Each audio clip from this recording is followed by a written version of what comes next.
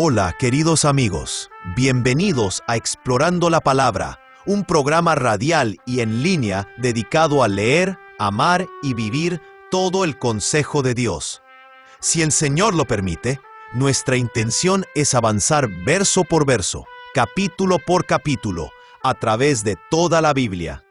Acompañándonos para continuar este recorrido, está nuestro maestro de la Biblia aquí en Explorando la Palabra, el pastor Paul Carter.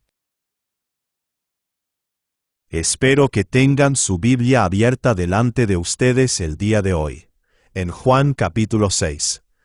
Este es un capítulo muy largo, así que tenemos que entrar directamente en el texto. Ahora, la palabra de Yahweh, comenzando en el versículo 1. Juan capítulo 6, versículos 1 y 2. Después de esto, Jesús se fue al otro lado del mar de Galilea, el de Tiberias. Y una gran multitud lo seguía, pues veían las señales que realizaba en los enfermos. Ahora bien, la frase «después de esto» es un poco vaga. Nos da un sentido de secuencia, pero no una cronología estricta. La última vez que supimos de Jesús, Él estaba en Jerusalén. Ahora está en Galilea, al otro lado del mar de Galilea, lo cual la mayoría de los comentaristas entiende como el lado oriental o nororiental, lejos de la base principal en Capernaum. Una gran multitud lo seguía porque habían visto las señales. Esa es la manera en que Juan nos advierte que no debemos tratar a esta multitud como si representara el verdadero tamaño del movimiento de Jesús. Estos son seguidores inconstantes, interesados solamente en las señales. Como hemos dicho antes, uno puede atraer una multitud con milagros, pero no puede edificar una iglesia con ellos. Esta gente seguía a Jesús porque Él sanaba a los enfermos. Deténganse y escuchen eso, ¿de acuerdo? Tómenlo como una advertencia. Entiendan que si ustedes se obsesionan con cosas menores, incluso cosas buenas, a expensas de las cosas supremas, entonces están en el camino hacia la ruina. Muchas personas son conducidas a la muerte porque han sido distraídas por cosas brillantes que no son cosas salvadoras. Y por eso Jesús tiene tanto cuidado con sus señales. Cuando Él ve a la multitud atraída por las señales, no los acredita como verdaderos creyentes. No construye un auditorio para 5,000 personas a fin de acomodarlos. Más bien, predica el sermón más intencionalmente divisivo y ofensivo que se registra en la Biblia. Predica de tal manera que su enorme multitud se reduce hasta quedar como una pequeña congregación. Mejor un puñado de creyentes que un ejército de buscadores de señales. Eso es lo que estamos viendo en esta historia. Juan capítulo 6, versículos 3 al 14. Entonces Jesús subió al monte y se sentó allí con sus discípulos. Estaba cerca la Pascua, la fiesta de los judíos. Cuando Jesús alzó los ojos y vio que una gran multitud venía hacia él, dijo a Felipe: ¿Dónde compraremos pan para que coman estos? Pero decía esto para probarlo, porque él sabía lo que iba a hacer. Felipe le respondió: 200 denarios de pan no les bastarán para que cada uno reciba un pedazo. Uno de sus discípulos, Andrés, hermano de Simón Pedro, dijo a Jesús: Aquí hay un muchacho que tiene 5 panes de cebada y 2 pescados. ¿Pero qué es esto para tantos? Y había mucha hierba en aquel lugar, así que se sentaron. El número de los hombres era de unos 5,000. Entonces Jesús tomó los panes y, habiendo dado gracias, los repartió a los que estaban sentados. Y lo mismo hizo con los pescados, dándoles todo lo que querían. Cuando se saciaron, dijo a sus discípulos: Recojan los pedazos que sobran, para que no se pierda nada. Ellos los recogieron, y llenaron 12 cestas con los pedazos de los 5 panes de cebada que sobraron a los que habían comido. La gente entonces, al ver la señal que Jesús había hecho, decían: Verdaderamente este es el profeta que había de venir al mundo. Entonces Jesús hace una señal. Cumple una profecía del Antiguo Testamento. Entra en la tipología del Antiguo Testamento. Es la Pascua, la fiesta de los judíos. Un tiempo en el cual el pueblo judío recordaba su liberación bajo Moisés, y miraba hacia adelante, hacia el profeta del cual Moisés habló en Deuteronomio, capítulo 18, versículo 15. Leemos: Yahweh tu Dios te levantará un profeta como yo, de en medio de ti, de tus hermanos. A él oirán. Y entonces Jesús hizo algo muy parecido a Moisés. Alimentó a una multitud en el desierto. Él estaba diciendo: Yo soy el profeta como Moisés. Escúchenme, escúchenme. Pero eso no fue lo que hizo la gente. Juan capítulo 6, versículo 15. Por lo que Jesús, dándose cuenta de que iban a venir y por la fuerza hacerle rey, se retiró él solo otra vez al monte. No respondieron escuchando. Respondieron actuando, de acuerdo con sus presuposiciones culturales. Los judíos de aquel tiempo asumían que cuando viniera el Mesías, tomaría la espada contra el opresor, y establecería el reino de Dios sobre la tierra. Si Jesús es el Mesías, pensaban ellos, si Él es el profeta como Moisés, entonces claramente ahora es el momento de marchar contra Roma. Pero eso no era lo que Jesús había estado diciendo. Así que Jesús se esconde, y luego rápidamente aparta a sus discípulos del contagio de la multitud. No quiere que ellos beban de esta fuente revolucionaria. Juan capítulo 6, versículos 16 al 21. Al atardecer sus discípulos bajaron hasta el mar, y subiendo en una barca, se dirigieron al otro lado del mar, hacia Capernaum. Ya había oscurecido, y Jesús todavía no había venido a donde ellos estaban, y el mar estaba agitado, porque soplaba un fuerte viento. Cuando habían remado unos 25 o 30 estadios, 4 o 5 kilómetros, vieron a Jesús caminando sobre el mar, y que se acercaba a la barca, y se asustaron. Pero él les dijo: Soy yo, no teman. Entonces ellos querían recibir a Jesús en la barca, pero la barca llegó enseguida a la tierra a donde iban.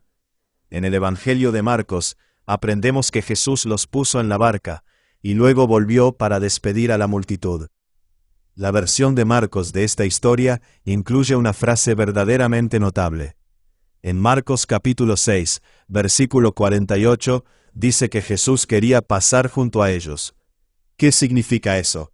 ¿Qué significa eso? ¿Que Jesús pensaba caminar todo el camino y dejar a sus discípulos luchando contra el viento? No, no lo creo. Creo que esta es una manera bíblica de decir que Jesús estaba revelando su gloria. Estaba ayudando a sus discípulos a ver lo que las multitudes habían pasado por alto. ¿Recuerdan cuando Moisés pidió ver la gloria de Yahweh? Dios le dijo en Éxodo capítulo 33, «Hay un lugar junto a mí, y tú estarás sobre la roca. Y sucederá que cuando pase mi gloria, te pondré en una hendidura de la roca, y te cubriré con mi mano hasta que yo haya pasado. Después quitaré mi mano, y verás mis espaldas, pero mi rostro no será visto». Entonces, este es el lenguaje de una teofanía. Este es Jesús diciendo: «Yo soy más que el profeta como Moisés. Soy más que un Mesías político. Yo soy Dios, y tengo planes mucho más grandes para ustedes de lo que siquiera pueden imaginar». James Edwards lo expresa de esta manera: como en el perdón de los pecados y en su poder sobre la naturaleza. Caminar sobre el lago identifica inequívocamente a Jesús con Dios. Juan capítulo 6, versículos 22 al 27. Al día siguiente, la multitud que había quedado al otro lado del mar se dio cuenta de que allí no había más que una barca, y que Jesús no había entrado en ella con sus discípulos, sino que sus discípulos se habían ido solos. Vinieron otras barcas de Tiberias, cerca del lugar donde habían comido el pan, después de que el Señor había dado gracias. Por tanto, cuando la gente vio que Jesús no estaba allí, ni tampoco sus discípulos, subieron a las barcas y se fueron a Capernaum buscando a Jesús. Cuando lo hallaron al otro lado del mar, le dijeron: «Rabí, ¿cuándo llegaste acá?» Jesús les respondió: «En verdad les digo, que me buscan, no porque hayan visto señales, sino porque han comido de los panes y se han saciado. Trabajen, no por el alimento que perece, sino por el alimento que permanece para vida eterna, el cual el Hijo del Hombre les dará, porque a Él es a quien el Padre, Dios, ha marcado con su sello». Entonces, la historia de la alimentación de los 5,000, y la fuerte indicación de que Jesús había caminado al menos parte del trayecto hacia Capernaum sobre el agua, se extiende como fuego por toda la región, y se reúne una multitud de todas partes, de todos los lados del lago, por tierra y por mar. Ahora la gente se está reuniendo alrededor de Jesús, quien aparentemente va en camino a enseñar en la sinagoga de Capernaum. Pero Jesús no se deja impresionar por la multitud. Desconfía de la multitud porque sabe por qué han venido. No entienden quién es Él, solo quieren llenarse de los panes. Quieren un Mesías físico, quieren un profeta físico que les dé pan físico hasta que mueran. Pero Jesús quiere darles algo mejor.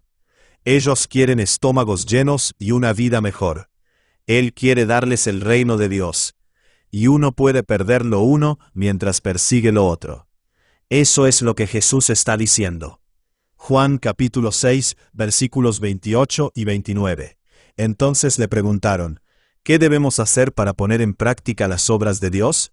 Jesús les respondió, esta es la obra de Dios, que crean en el que Él ha enviado.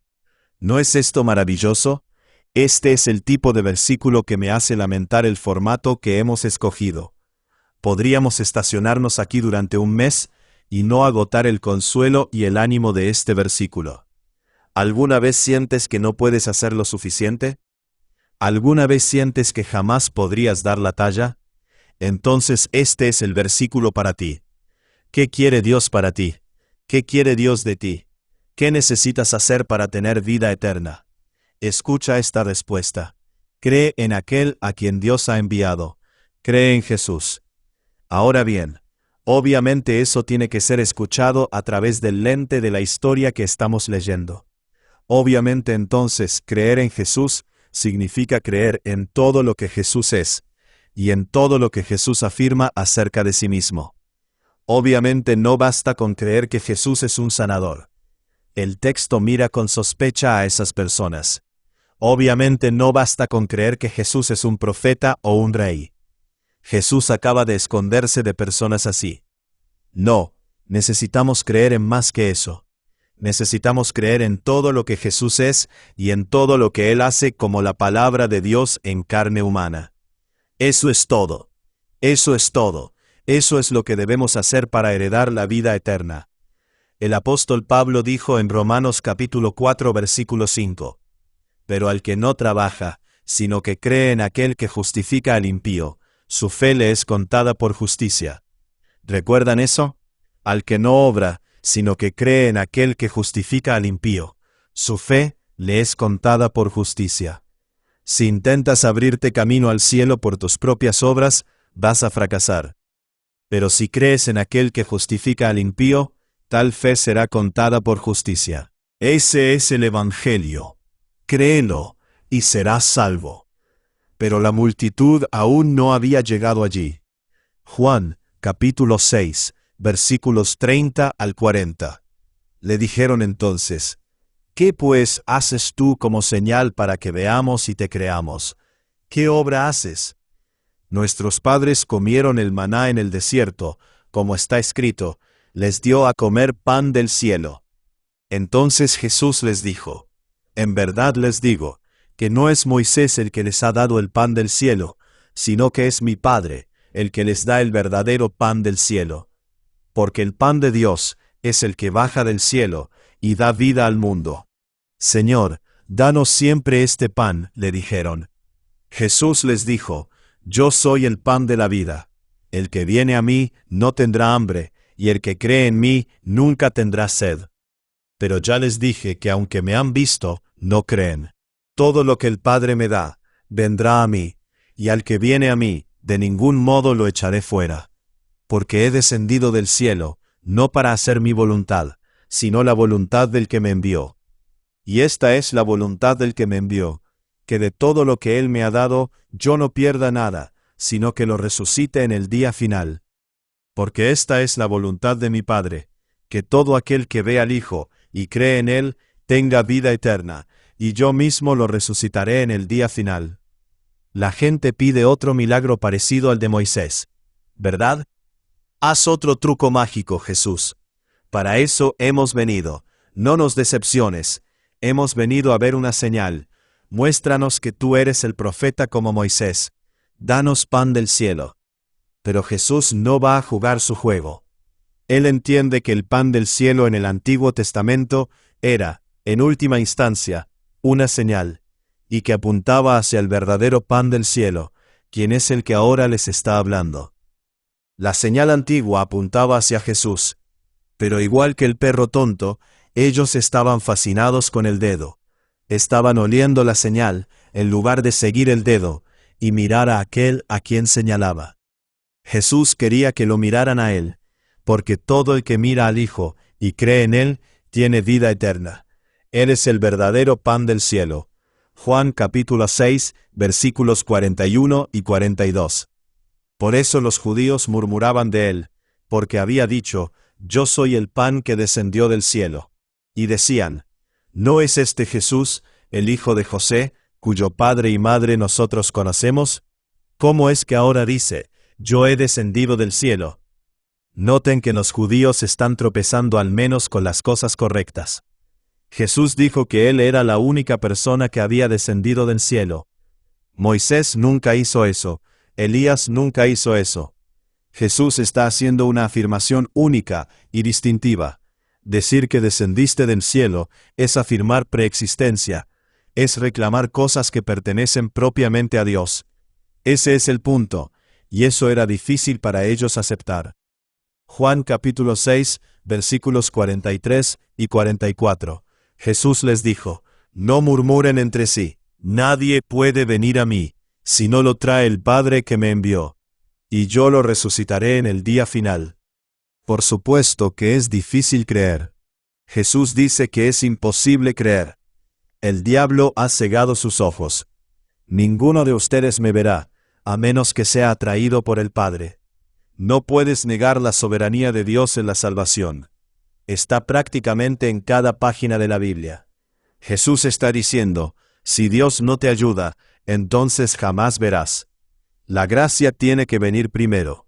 Nadie puede venir a Jesús si el Padre que envió a Jesús no lo trae. Juan capítulo 6, versículos 45 al 51. Escrito está en los profetas, y todos serán enseñados por Dios. Todo el que ha oído y aprendido del Padre viene a mí.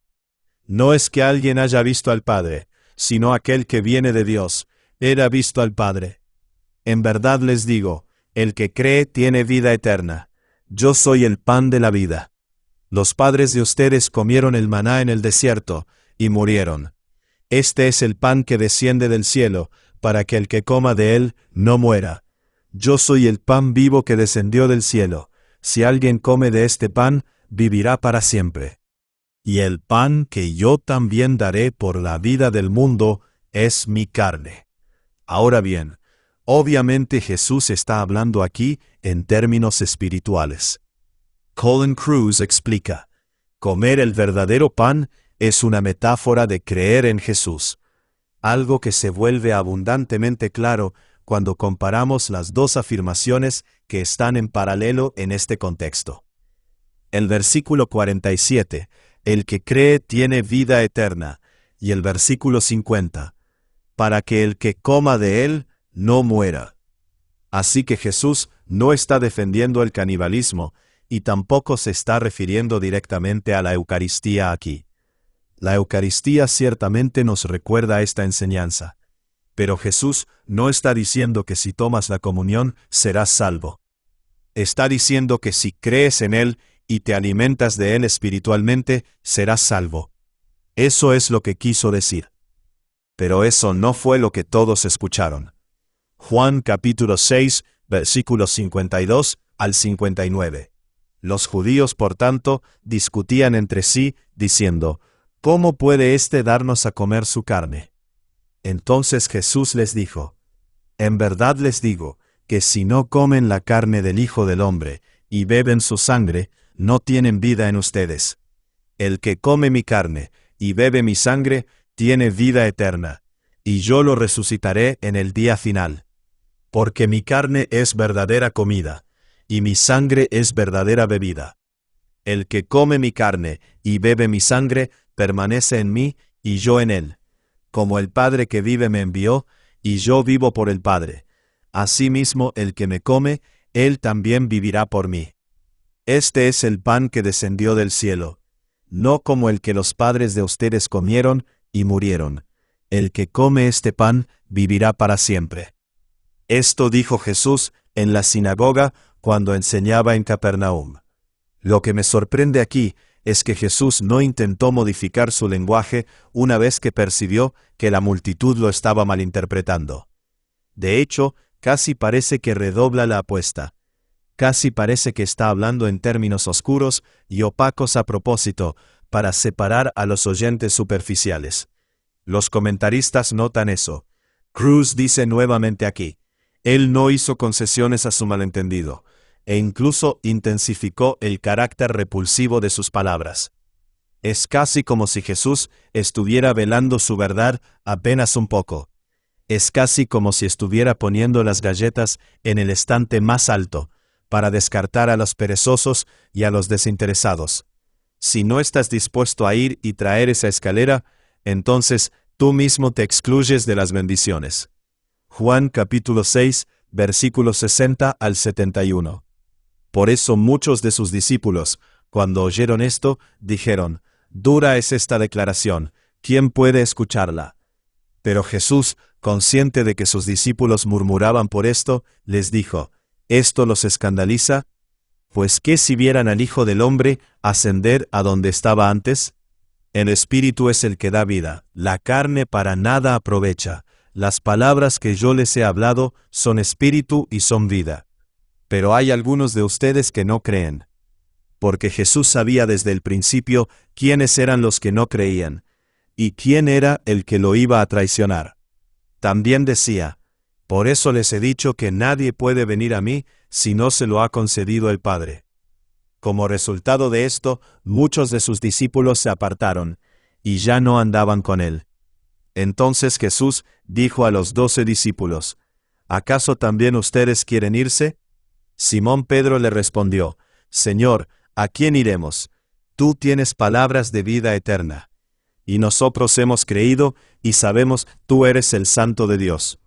Jesús les respondió: ¿no los escogí yo a ustedes, los 12, y sin embargo uno de ustedes es un diablo? Él se refería a Judas, hijo de Simón Iscariote, porque uno de los 12, lo iba a entregar. Las palabras de Jesús empujan a algunos hacia afuera y atraen a otros hacia adentro. ¿Quién puede entender esto? ¿Quién puede sondearlo? ¿Y quién es suficiente para estas cosas? La carne para nada aprovecha, pero el Espíritu da vida, a quien Él quiere. Gracias sean dadas a Dios. Ustedes por escuchar otro episodio de Explorando la Palabra. Gracias por acompañarnos en este episodio de Explorando la Palabra. Si este estudio ha sido de bendición para ti, considera compartirlo con otros para que más personas puedan profundizar en las Escrituras. Recuerda que el propósito de estudiar la Biblia no es solamente adquirir conocimiento, sino conocer más profundamente a Cristo y vivir de acuerdo con la verdad de su palabra. Nos vemos en el próximo episodio, mientras continuamos explorando la palabra de Dios juntos.